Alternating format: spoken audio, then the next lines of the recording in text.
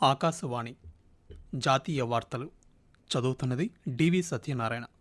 ముఖ్యాంశాలు: నూతన జాతీయ విద్యా విధానం విద్యార్థుల్లో సృజనాత్మకతను పెంచే విధంగా ఉందని రాష్ట్రపతి ద్రౌపది ముర్ము పేర్కొన్నారు. పార్లమెంటు 2వ దశ బడ్జెట్ సమావేశాలు ఈరోజు ప్రారంభమయ్యాయి. భారతీయ రైల్వేలను బలోపేతం చేయడానికి రైల్వే సవరణ చట్టాన్ని తీసుకువచ్చామని రైల్వే శాఖ మంత్రి అశ్విని వైష్ణవ్ తెలిపారు. రహదారుల అనుసంధానాన్ని మెరుగుపరచడం ద్వారా వస్తూత్పత్తి ఖర్చులను తగ్గించవచ్చని కేంద్ర మంత్రి నితిన్ గడ్కరీ అన్నారు. వార్తల వివరాలు: విద్యా వ్యవస్థలో గణనీయమైన మార్పులు తీసుకురావడానికి జాతీయ విద్యా విధానం 2020ని అమలు చేస్తున్నామని రాష్ట్రపతి ద్రౌపది ముర్ము పేర్కొన్నారు. హర్యానాలోని హిసార్ గుర్ జంబేశ్వర్ సైన్స్ అండ్ టెక్నాలజీ విశ్వవిద్యాలయం స్నాతకోత్సవంలో రాష్ట్రపతి ఈరోజు పాల్గొని ప్రసంగించారు. నూతన జాతీయ విద్యా విధానం విద్యార్థుల్లో సృజనాత్మకతను పెంచే విధంగా ఉందని, మెరుగైన ఉపాధి అవకాశాలను అందిస్తుందని రాష్ట్రపతి విశ్వాసం వ్యక్తం చేశారు. ఈ సందర్భంగా పతకాలు పొందిన విద్యార్థులను రాష్ట్రపతి అభినందించారు.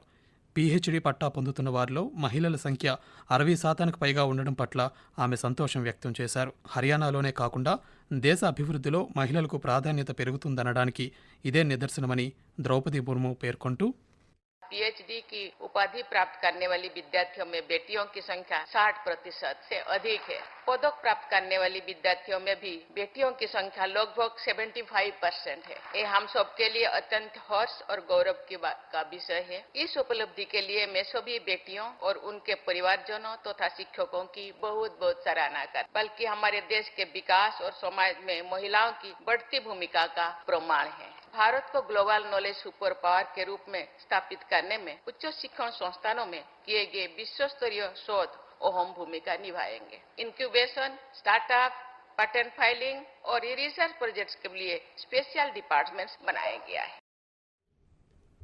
పార్లమెంట్ 2వ దశ బడ్జెట్ సమావేశాలు ఈరోజు ప్రారంభమయ్యాయి. తొలి రోజు పార్లమెంట్ ఉభయ సభల్లో గందరగోళ వాతావరణం నెలకొంది. తమిళనాడులో జాతీయ విద్యా విధానం అమలుపై కేంద్ర విద్యాశాఖ మంత్రి ధర్మేంద్ర ప్రధాన్ వ్యాఖ్యలపై డీఎంకే, కాంగ్రెస్ పార్టీల నిరసనల నేపథ్యంలో లోక్సభ మధ్యాహ్నం 12 గంటల వరకు వాయిదా పడింది.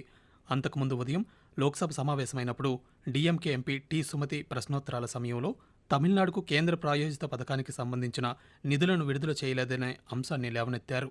దీనికి ధర్మేంద్ర ప్రధాన్ స్పందిస్తూ, PM schools for rising India PM Shri పథకానికి సంబంధించి కేంద్ర ప్రభుత్వంతో ఎంఓయూపై సంతకం చేయడానికి డీఎంకే అంగీకరించిందని, కానీ తరువాత వెనక్కి తీసుకుందని పేర్కొన్నారు. కాంగ్రెస్ పాలిత రాష్ట్రాలైన కర్ణాటక, హిమాచల్ ప్రదేశ్ సైతం నూతన జాతీయ విద్యా విధానం 2020ని అమలు చేయడానికి ఎంఓయూలపై సంతకం చేశాయని గుర్తు చేశారు. మధ్యాహ్నం 12 గంటలకు సభ తిరిగి సమావేశమైనప్పుడు డీఎంకే ఎంపీ కనిమొళి మాట్లాడుతూ, తమిళనాడు ప్రభుత్వానికి నూతన జాతీయ విద్యా విధానంతో సమస్య ఉందని, డీఎంకే పార్టీ త్రిభాషా విధానాన్ని అంగీకరించదని స్పష్టం చేశారు. రాజ్యసభలో సైతం విపక్షాల ఆందోళనలతో ఈరోజు గందరగోళ వాతావరణం నెలకొంది. ఉదయం సభ సమావేశమైనప్పుడు దక్షిణాది రాష్ట్రాల్లోని పార్లమెంట్ నియోజకవర్గాల కుదింపు అంశంతో పాటు నకిలీ ఓటర్ ఐడీ నంబర్ల జారీ మొదలగు ఇతర అంశాలపై ప్రతిపక్ష పార్టీలు ఇచ్చిన వాయిదా నోటీసులను రాజ్యసభ డిప్యూటీ చైర్మన్ హరివంశ్ నారాయణ్ సింగ్ తిరస్కరించారు. నకిలీ ఓటర్ ఐడీ నంబర్ల జారీపై కాంగ్రెస్, టీఎంసీ, డీఎంకే ఇతర పార్టీల సభ్యులు నినాదాలు చేశారు. అనంతరం ఈ అంశంపై సభ నుంచి వాకౌట్ చేశారు. భారతీయ రైల్వేలను బలోపేతం చేయడానికి రైల్వే సవరణ చట్టాన్ని తీసుకువచ్చామని రైల్వే శాఖ మంత్రి అశ్విని వైష్ణవ్ పేర్కొన్నారు. పార్లమెంట్ సమావేశాల్లో భాగంగా ఈరోజు రాజ్యసభలో రైల్వే సవరణ బిల్లు 2024కి ఆమోదం లభించింది. అనంతరం జరిగిన చర్చలో అశ్విని వైష్ణవ్ మాట్లాడుతూ, మౌలిక సదుపాయాల ఆధునీకరణ, సాంకేతిక పరిజ్ఞానాన్ని స్వీకరించడంతో పాటు మెరుగైన భద్రతపై దృష్టి సారించి భారతీయ రైల్వేలో సంస్కరణలు చేపడుతున్నామని ఆయన పేర్కొంటూ, रेलवे का बेनिफिट सब जगह दिखने लगा तो कई प्रिंसली स्टेट्स ने रेलवे का डेवलपमेंट चालू किया और रेलवे का एक तेजी से एक डेवलपमेंट जब हुआ तो 1890 में रेलवे एक्ट बना और उसके बाद में जब पता चला कि सब लोग अपने अपने तरीके से अलग अलग स्टैंडर्ड्स पे बना रहे हैं तो एक जो हार्मोनाइजेशन करने की जरूरत थी, कॉमन स्टैंडर्ड से बनाए और जो कोऑर्डिनेशन की जरूरत थी रेवेन्यू शेयरिंग के लिए, उनके बीच में रेवेन्यू का शेयर कैसे हो, उस सब को ध्यान में रखते हुए 1905 में पीडब्ल्यूडी से निकाल के रेलवे को रेलवे बोर्ड के अंतर्गत रखा गया। 1989 के एक्ट में लाके एक सिंप्लीफिकेशन का प्रयास है इस बिल में और मैं मान्यवर सांसदों से निवेदन करूंगा उनके विचार रखें और विचार रखने के बाद में इस पे आगे लेके जाएं। భారత ప్రధానమంత్రి నరేంద్ర మోదీ 2 రోజుల పర్యటన నిమిత్తం రేపు మారిషస్ చేరుకుంటారు. మారిషస్ జాతీయ దినోత్సవం సందర్భంగా జరిగే వేడుకలకు ప్రధానమంత్రి నరేంద్ర మోదీ ముఖ్య అతిథిగా హాజరవుతారు. కాగా 1968 మార్చి 12న మారిషస్ బ్రిటన్ పాలన నుండి స్వాతంత్ర్యం పొందింది. ఆకాశవాణి జాతీయ వార్తలు వింటున్నారు.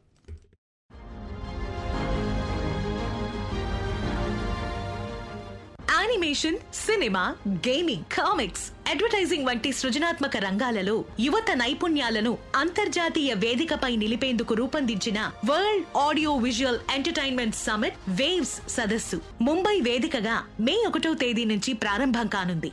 దీనిపై మరింత సమాచారం కోసం wavesindia.org వెబ్సైట్ ను సందర్శించండి. రహదారుల అనుసంధానాన్ని మెరుగుపరచడం ద్వారా వస్తూత్పత్తి ఖర్చులను తగ్గించవచ్చని కేంద్ర రోడ్డు రవాణా రహదారుల శాఖ మంత్రి నితిన్ గడ్కరీ పేర్కొన్నారు. తద్వారా పరిశ్రమతో పాటు వినియోగదారులకి ప్రయోజనం చేకూరుతుందన్నారు. న్యూఢిల్లీలో ఈరోజు జరిగిన ఒక కార్యక్రమంలో సూక్ష్మ, చిన్న, మధ్యతరహా పరిశ్రమలు ముఖ్యంగా ఇటువంటి పురోగతి నుండి ప్రయోజనం పొందుతాయన్నారు. ఉత్పత్తి ఖర్చులను తగ్గించడంతో పాటు నాణ్యతను పెంచడంపై దృష్టి పెట్టాలని నితిన్ గడ్కరీ పరిశ్రమలకు పిలుపునిచ్చారు. జల్ జీవన్ మిషన్ కార్యక్రమం ద్వారా 80% కంటే ఎక్కువ గ్రామీణ కుటుంబాలకు కుళాయి నీరు అందుతోందని కేంద్ర జలశక్తి మంత్రి సిఆర్ పాటిల్ పేర్కొన్నారు. రాజ్యసభలో ఈరోజు ఒక ప్రశ్నకు ఆయన లిఖితపూర్వక సమాధానమిస్తూ 2019లో కేవలం 16% గ్రామీణ కుటుంబాలకు మాత్రమే కుళాయి నీటి కనెక్షన్లున్నాయని తెలిపారు. మధ్యప్రదేశ్లోని సిద్ది జిల్లాలో ఈరోజు జరిగిన రోడ్డు ప్రమాదంలో 8 మంది మరణించగా మరో 13 మంది గాయపడ్డారు. గాయపడిన వారిలో కొందరి పరిస్థితి విషమంగా ఉంది. కొత్వాలి పోలీస్ స్టేషన్ ప్రాంతంలో ఈ ప్రమాదం జరిగిందని పోలీసులు తెలిపారు. మృతుల్లో 5 మహిళలు, 3 పురుషులున్నారు. గాయపడిన వారందరినీ సిద్ది జిల్లా ఆసుపత్రిలో చేర్చగా తీవ్రంగా గాయపడిన వారిని తదుపరి చికిత్స కోసం రేవా వైద్య కళాశాలకు తరలించారు. ఈ సంఘటనపై మధ్యప్రదేశ్ ముఖ్యమంత్రి మోహన్ యాదవ్ తీవ్ర విచారం వ్యక్తం చేశారు. మరో సంఘటనలో మహారాష్ట్రలోని ఛత్రపతి సంభాజీనగర్ జిల్లాలో ఈరోజు ఉదయం తెల్లవారుజామున వేగంగా ప్రయాణిస్తున్న ట్రక్కు బోల్తా పడటంతో 4 కార్మికులు మరణించగా 13 మంది గాయపడ్డారు. పిషోర్ఘాట్ సమీపంలో చెరుకుతో నిండిన ట్రక్ కన్నడ నుండి పిషోర్కు వెళ్తుండగా ఈ సంఘటన జరిగిందని పోలీసులు తెలిపారు. దేశీయ పరిశ్రమను ప్రోత్సహించాలనే ఉద్దేశంతో నీటి శుద్ధి కోసం చైనా, జపాన్ నుండి దిగుమతి చేసుకుంటున్న రసాయనంపై భారత్ 5 సంవత్సరాల పాటు టన్నుకు $986 అమెరికా వరకు యాంటీ డంపింగ్ సుంకాన్ని విధించింది. ట్రైక్లోరో ఐసోసైనూరిక్ యాసిడ్పై సుంకాన్ని విధించాలని వాణిజ్య మంత్రిత్వ శాఖ దర్యాప్తు విభాగమైన directorate general of trade remedies సిఫార్సుల మేరకు ఈ నిర్ణయం తీసుకున్నామని ఆర్థిక మంత్రిత్వ శాఖ ఈరోజు ఒక ప్రకటనలో పేర్కొంది. దేశీయ స్టాక్ మార్కెట్ సూచీలు ఈరోజు నష్టాల్లో ముగిశాయి. సెన్సెక్స్ ఉదయం 74,332 పాయింట్ల వద్ద లాభాల్లో ప్రారంభమై చివరికి 217 పాయింట్ల నష్టంతో 74,115 వద్ద ముగిసింది. నిఫ్టీ సైతం 77.55 పాయింట్ల నష్టంతో 22,475 వద్ద స్థిరపడింది. డాలర్తో రూపాయి మార్కు విలువ 38 పైసలు క్షీణించి 87.33గా ఉంది. ఉమెన్స్ ప్రీమియర్ లీగ్లో భాగంగా ముంబైలోని బ్రబోర్న్ స్టేడియం వేదికగా గుజరాత్ జైంట్స్, ముంబై ఇండియన్స్ మధ్య తొలి ప్లే ఆఫ్ మ్యాచ్ ఈరోజు ప్రారంభమైంది. తొలుత బ్యాటింగ్ చేస్తున్న ముంబై మహిళా జట్టు 8 ఓవర్లు పూర్తయ్యేసరికి 2 వికెట్లు నష్టపోయి 50 పరుగులు చేసింది. కాగా ఢిల్లీ క్యాపిటల్స్తో పాటు ముంబై, గుజరాత్ జట్లు కూడా ఇప్పటికే ప్లే ఆఫ్స్కు చేరుకున్నాయి. రాబోయే 3-4 రోజుల్లో వాయువ్య భారతదేశంలో గరిష్ట ఉష్ణోగ్రతలు 3 నుండి 4 డిగ్రీల సెల్సియస్ వరకు క్రమంగా పెరిగే అవకాశం ఉందని భారత వాతావరణ శాఖ IMD తెలిపింది. ఆకాశవాణి జాతీయ వార్తలు ముగించే ముందు ముఖ్యాంశాలు మరోసారి. నూతన జాతీయ విద్యా విధానం విద్యార్థుల్లో సృజనాత్మకతను పెంచే విధంగా ఉందని రాష్ట్రపతి ద్రౌపది ముర్ము పేర్కొన్నారు. పార్లమెంటు 2వ దశ బడ్జెట్ సమావేశాలు ఈరోజు ప్రారంభమయ్యాయి. భారతీయ రైల్వేలను బలోపేతం చేయడానికి రైల్వే సవరణ చట్టాన్ని తీసుకువచ్చామని రైల్వే శాఖ మంత్రి అశ్విని వైష్ణవ్ తెలిపారు. రహదారుల అనుసంధానాన్ని మెరుగుపరచడం ద్వారా వస్తూత్పత్తి ఖర్చులను తగ్గించవచ్చని కేంద్ర మంత్రి నితిన్ గడ్కరీ పేర్కొన్నారు. ఆకాశవాణి జాతీయ వార్తలు ఇంతటితో సమాప్తం. తిరిగి రేపు ఉదయం 6:45 ప్రాంతీయ వార్తలు వింటారు.